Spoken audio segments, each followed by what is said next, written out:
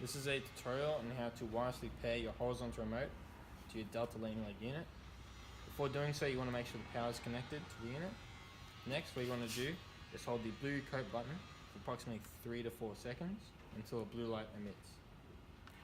Then on the horizontal remote, you want to press the up button 3 times slowly. So 1, 2, 3.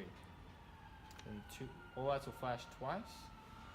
And now, to initiate, you want to hold the stop button on the remote, and a yellow light will emit. That means it's active. So if I go to press up or down, it should go. Now the remote is paired. Connect your horizontal remote from your Delta landing leg. First, you need to make sure the power's on. Next, what you want to do is hold the blue coat button for approximately 10 seconds. So a solid blue light will emit, so past that.